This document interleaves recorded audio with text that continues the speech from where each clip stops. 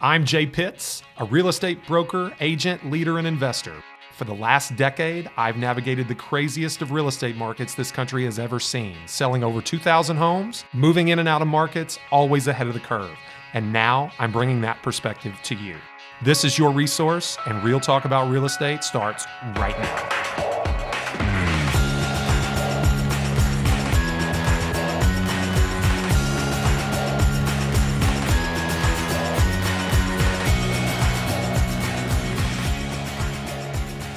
And we're back, folks. Welcome back to another episode of Resource, Real Talk About Louisville Real Estate. I am your host, Jay Pitts, broker owner at RE/MAX Premier Properties, leader of JT Pitts and Associates.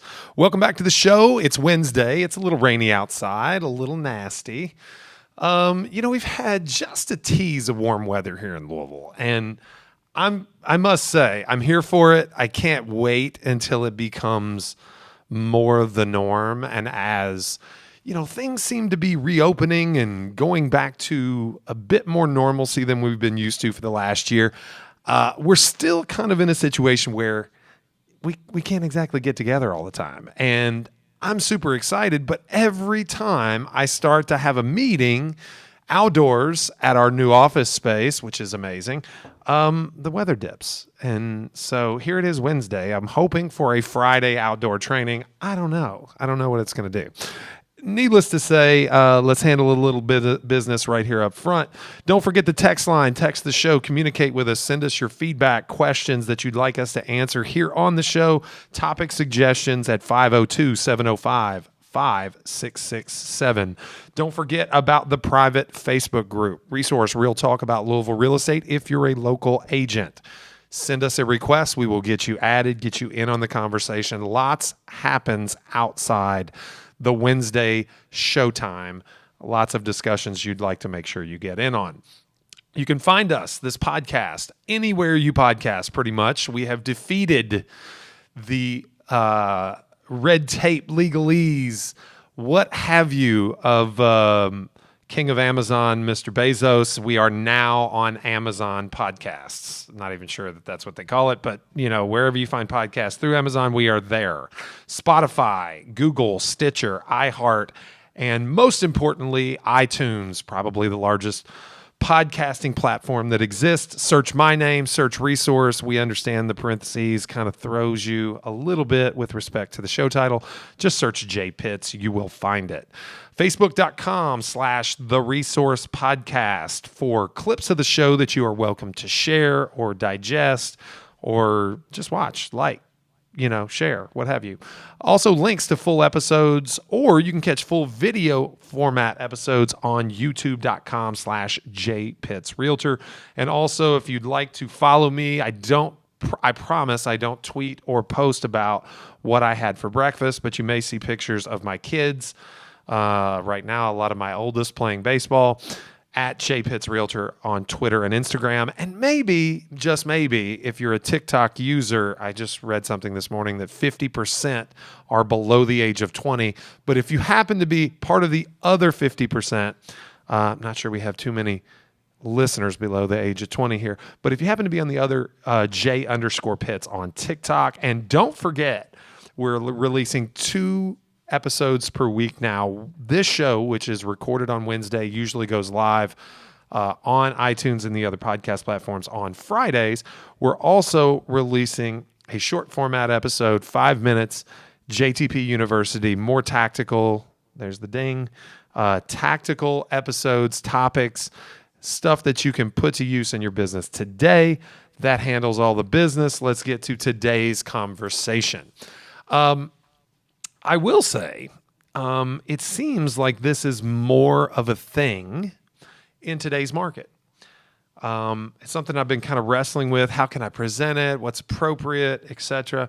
I'll give some disclaimers here in a moment because it's a little sensitive in terms of the topic for today. But this is something, as you've heard me speak in recent weeks, something born, at least the consistency with which this comes across my desk, at least the prevalence has increased as a result of today's market. You've heard me say that it is an incredibly divisive situation, which we understand. By now, if you live through 2020 in this country, you know what divisive looks like.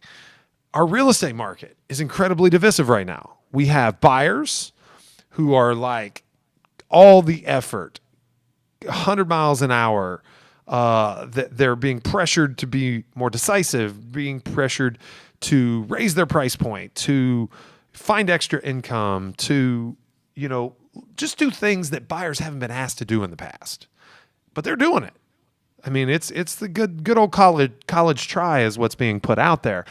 Sellers, totally different scenario. Yeah, well, if you don't give us what we want, then we just won't sell. Yeah, I get it. It's a very divisive situation. What happens is all the leverage on one side of the transaction with the seller in the beginning shifts to the buyer once the property is on the market, off the market, I should say. Meaning, and a contract has been accepted and you're not competing anymore. Well, then the buyer has this big old, huge sledgehammer behind their back that they can just swing and just destroy, smash the deal to smithereens once they're through inspection, once they're in inspections. They've got all the leverage at that point. Once you're through inspection, everything goes back to the seller again.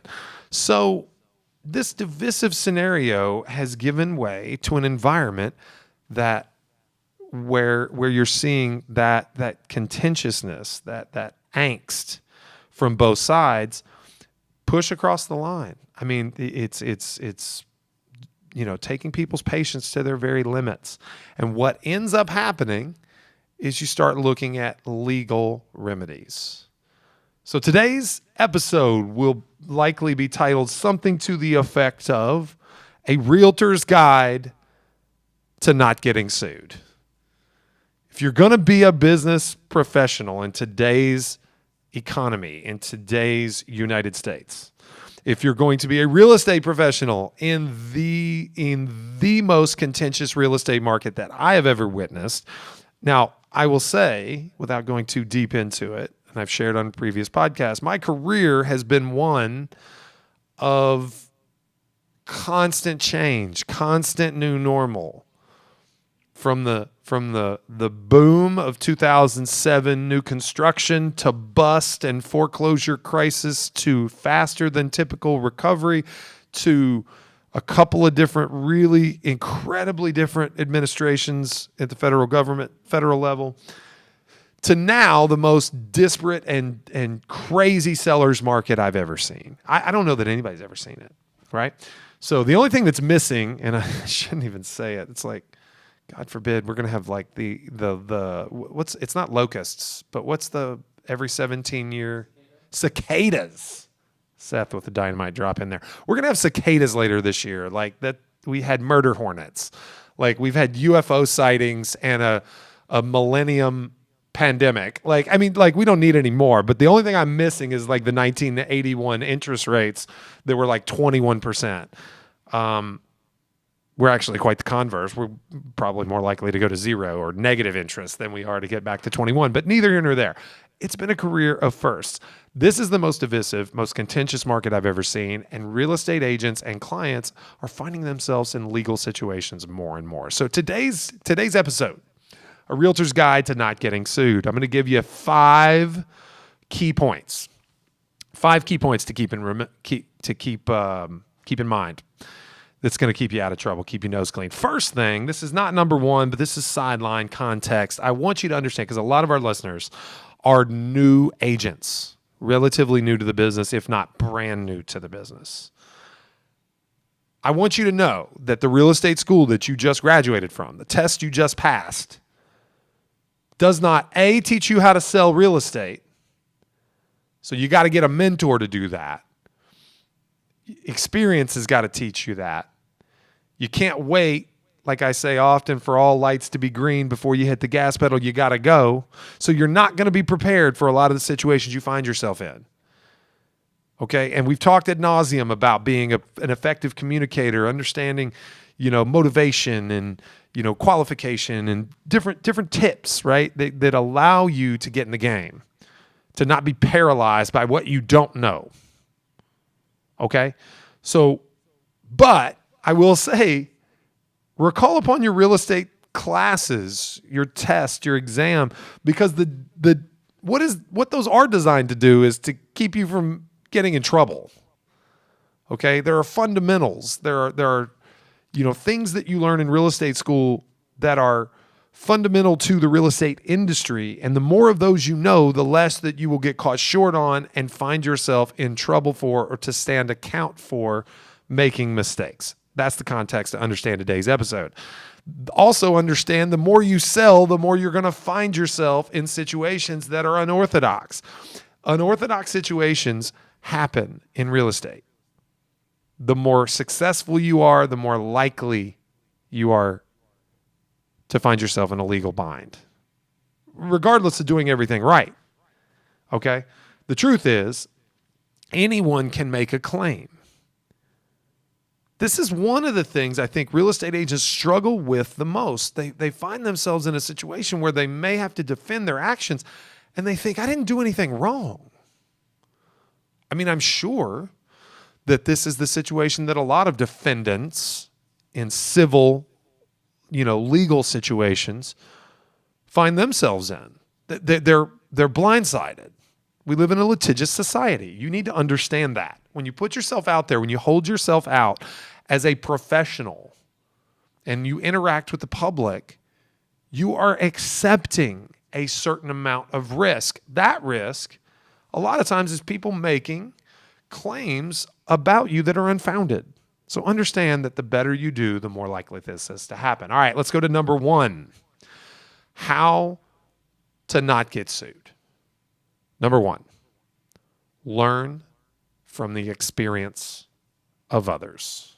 Now, this may look like, joining a big office and, going to training sessions in a classroom where PowerPoints and lectures and whatever. That may be what it looks like. It may look like joining a mom and pop, 2 or 3 agent independent brokerage and having, a principal broker who is time-tested, 30, 40-year veteran be your mentor. Or it could look like the way that it looks here, joining a group of 80 to 85, young, relatively new to the business, professionals, somewhere in the neighborhood of, 10 minutes to 10 years of experience, and having a collaborative conversation on a regular basis, on a weekly or even more often than that basis, where situations are discussed, complex real estate situations are discussed in detail, and multiple viewpoints are collected and debated thoughtfully, so that you can understand that your situation probably will never be an exact carbon copy of the situation being discussed, but there are elements of each and every situation that are congruent to situations you found yourself in. And you can learn how to handle this by how to handle that. So many examples I can cite here, but having other successful professionals who are great communicators, who understand that the chief responsibility of a real estate agent and the greatest predictor of success is problem-solving ability. Having those people on your side, giving you a case study on a regular basis, helping you understand that you may not know it all, but you know something, and that this isn't incredibly complex, but it isn't easy either. That's number 1 for me. Learn from the experience of others. I've been told, and I've often quoted, I think I can attribute this to my father, is the only substitute for, it's not even really a substitute. It's not a direct substitute. It's the best alternative to experience is education, right? If you don't have experience, well, it takes time to get that. The only thing you can do to shorten your learning curve without experience is education. You got to go to school. Maybe literal school or figurative school. You can hire a real estate coach, but they're probably not. They're going to teach you how to operate a business. That's more of a business coach with a real estate, specificity. It's not going to teach you, the difference between, a general warranty and a quitclaim deed. Like, you just have to learn that stuff. Okay. How to interpret contract documents and language. That's all very different stuff. Anyway. All right. So number one, once again, learn from the experience of others. Go get you a mentor. You don't need training. You need mentorship. That's what's needed. Okay. All right. Number two, don't, please, under any circumstance, no matter what you do not avoid difficult situations or conversations. The best time to share bad news is right now. Now get your head together. Don't go on tilt and scare somebody. Okay? But fear grows in the dark. Okay? Bad news becomes harder and harder to share the longer you wait to share it. That's the truth. So why would you? I often tell my son, it's a little parenting lesson from Jay Pitts. And I'm not the best here. I'll be honest. It mystifies me at times. Of late, I've tried to keep it very simple. I've got an 8-year-old. He's a very smart boy. And sometimes that actually, believe it or not, holds him back. Because he can figure it out. He can figure everything out. I often tell him, or of late I tell him, there are 3 things that you need to focus on really for anything, to be a good person, right? Respect adults, don't lie, and do your best. I think how that applies to this situation is that the lying part. He can sell his way out of his mistake, or at least he thinks he can. He can distort the situation. He can distort the truth and give an account of the situation that seems very reasonable. It almost reframes the situation. But it's dishonest, and it almost always reveals itself. So there's a mistake. And see, that's what prompts the lie, or that's what prompts the delay, is the initial mistake. If you've made a mistake or there is bad news to share, you can't lie about it and you can't delay disclosing it, because it only gets worse and it will be found out. So the only time to share bad news is right now. Okay? Don't avoid it. Don't avoid it. Don't avoid it. Number 3, know a lot about houses. I really don't know that there's anything, we can focus on goal setting and lead conversion and, neuro-linguistic programming and how to negotiate and what's the best script and what's the best lead source and how to be a good leader and all these things, right? But in the end, you're selling houses. It's four walls, a stack of bricks, some shingles, some poured concrete foundation. And the truth is, the systems of a house are incredibly simple by comparison to anything else you would sell. I don't know if you believe that. A lot of people feel crippled by fear of looking like they don't know, so they avoid what they don't know. They frame for the client that the job is not knowing what they don't know. And in truth, there's really just no substitute for just knowing a lot about houses. I teach all my agents to be investors. To be an investor and to make an informed purchase and to know what you're buying, you need to understand the condition of a piece of property. There's no way to understand the condition of a piece of property without knowing systems, without knowing how things should be. you got to know a lot about houses. I could go into specifics, but frankly, a septic tank, a septic system, not that complicated. Sewers, not complicated. Seth, you know the two rules of plumbing?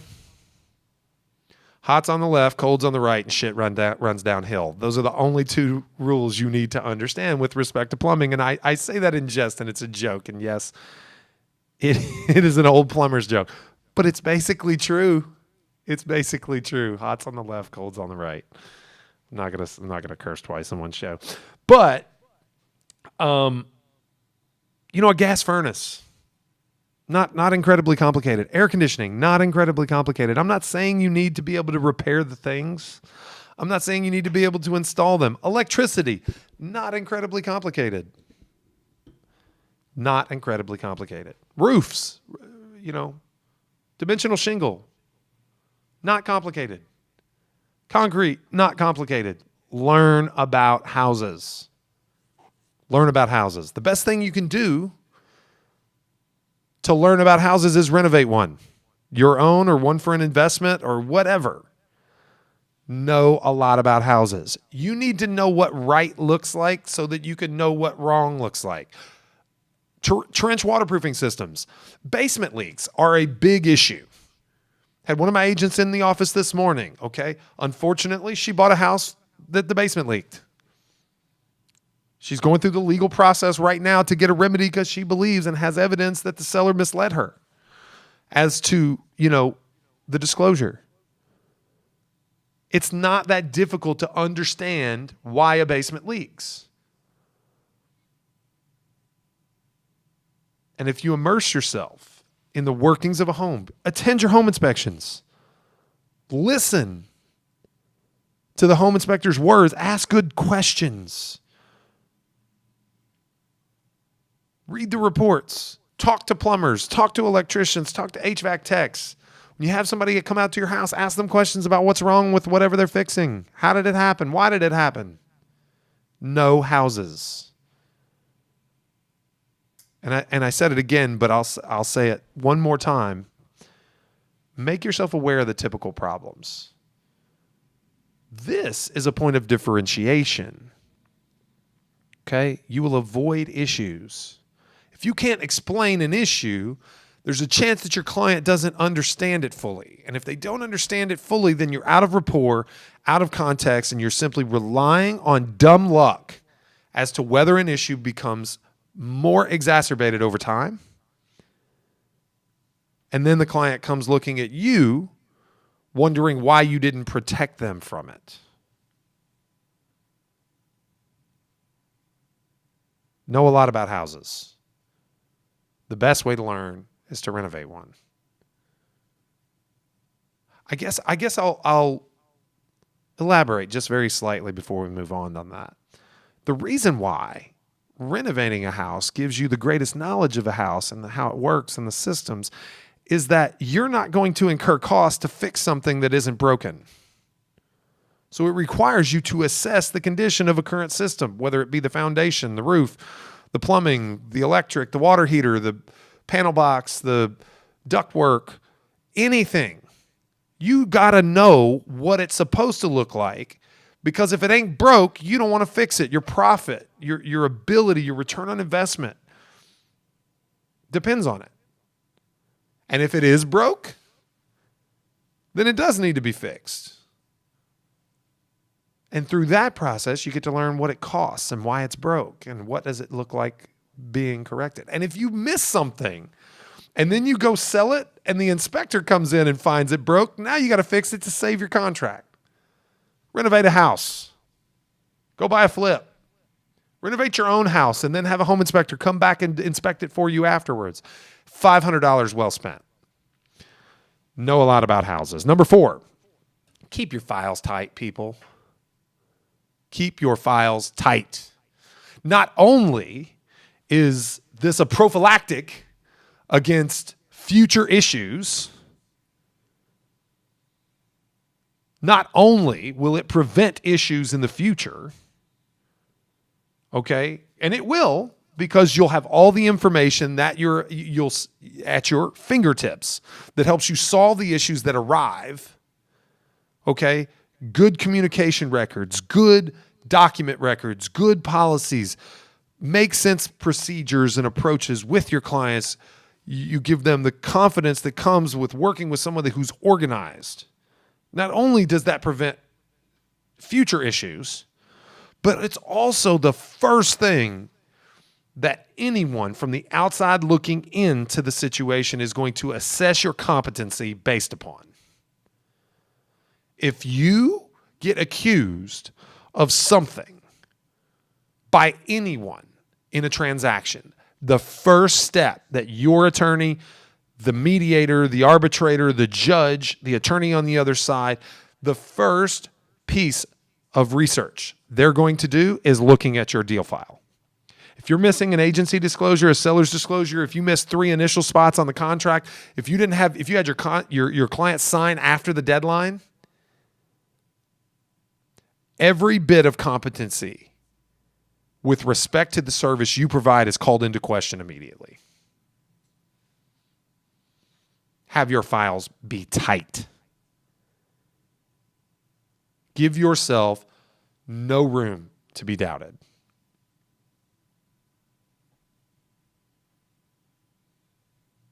That is how you're going to both defend yourself in the midst of a problem and prevent a challenge. Number 4 is incredibly important. It's the first question I ask my agents when they come to me and let me know they're in trouble. Is your file tight? Number 5. This is probably the most important of all. And this, I could probably do a whole episode on this one thing.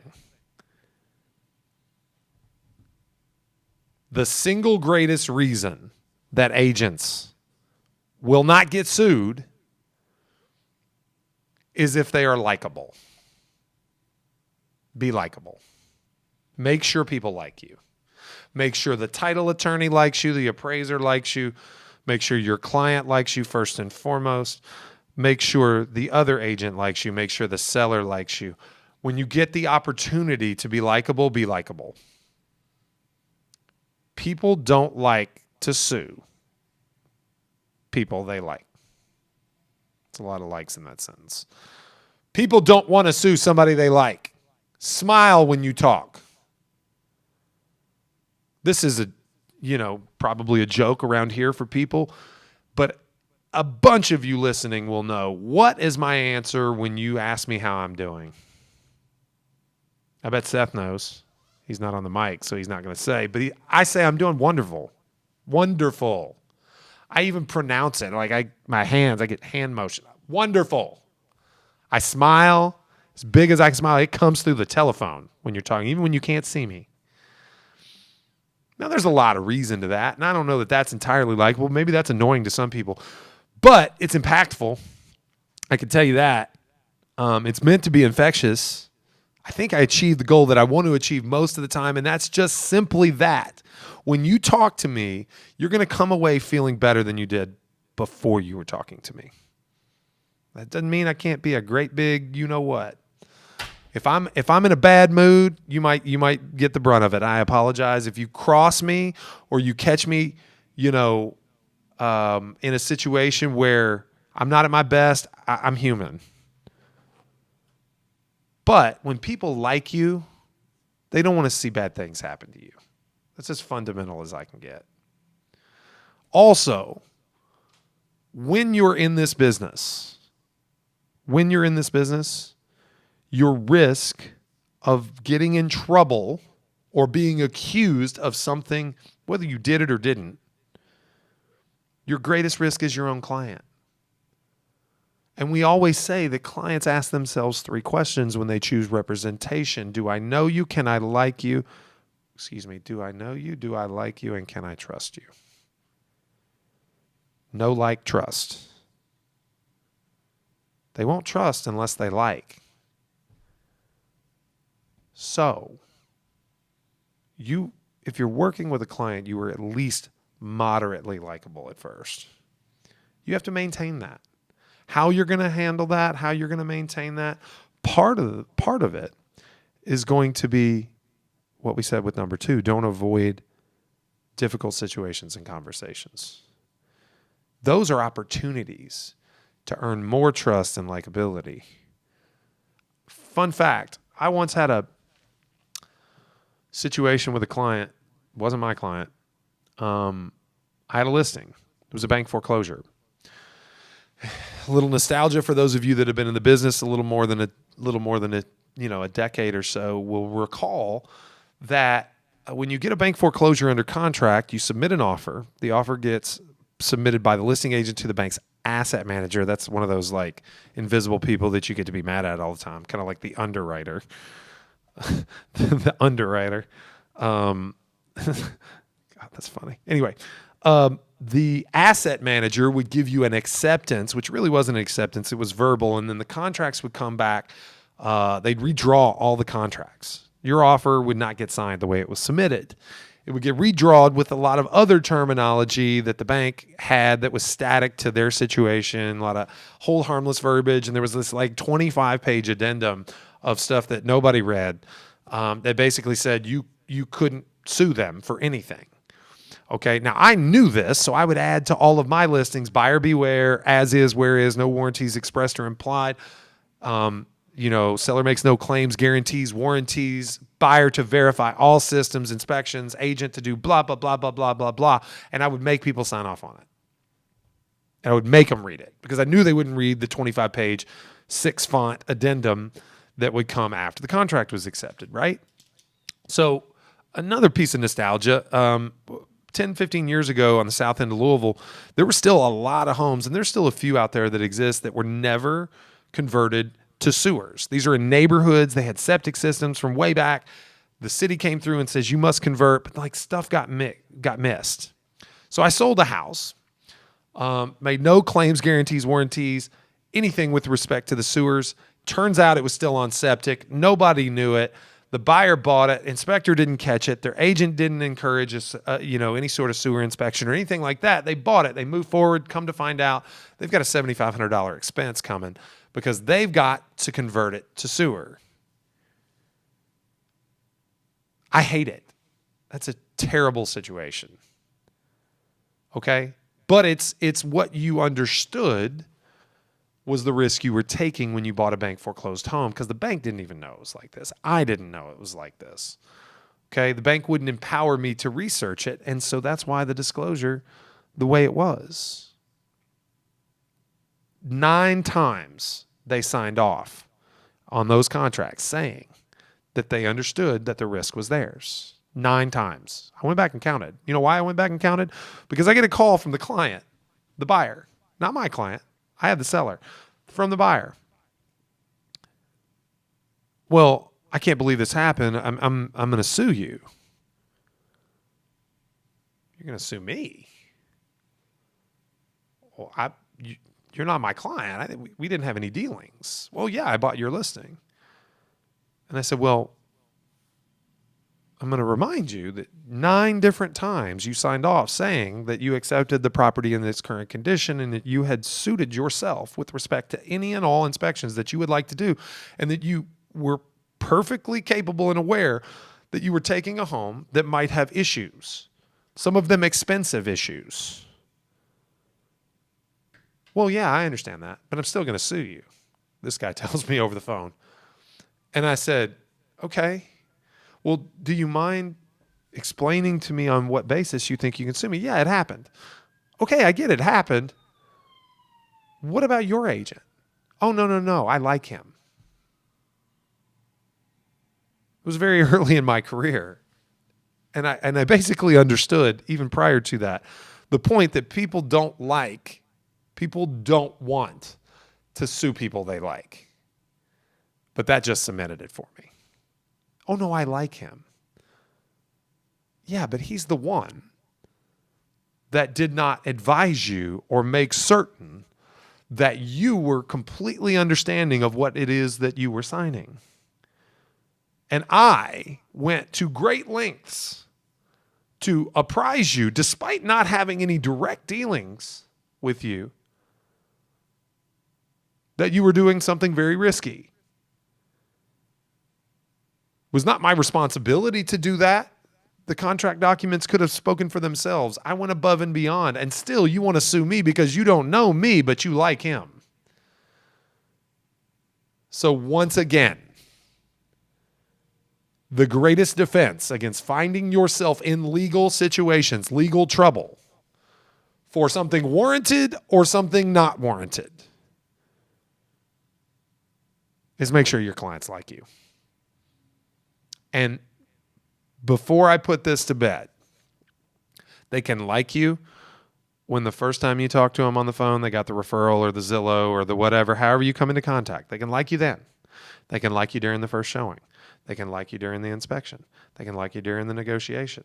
They can like you during the appraisal. They can like you when the lender. They can like you for referring contractors. They can like you when you drop something off. But if they leave the closing table and they don't like you for whatever reason, paperwork was jacked up, they had to bring an extra $200, if they don't like you for any of those reasons, after closing is all that matters.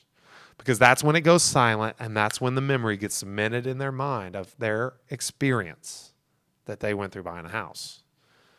So, don't stop doing your job just before or just after or ever.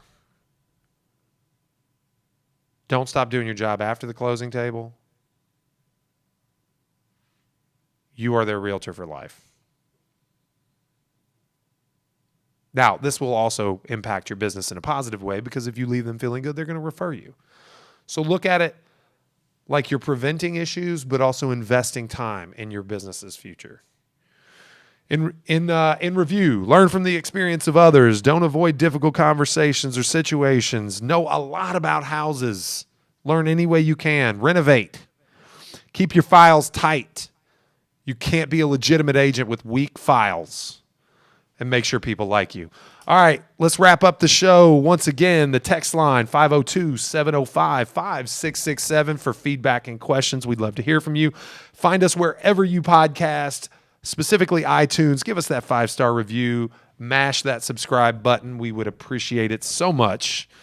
Facebook.com/The Resource Podcast for shareable clips and links to full episodes. YouTube.com/JPitts Realtor for video format, full episodes. At JPitts Realtor on Twitter and Instagram for pictures of my breakfast. JTPU episodes dropping once per week. Also, don't forget about TikTok, J_Pitts. Hope you guys enjoy the show. We're here every week. We're going to continue to bring it for you guys. It is my honor to address you in this way. We've had several people listening live today on the Facebook group. Thank you, thank you, thank you.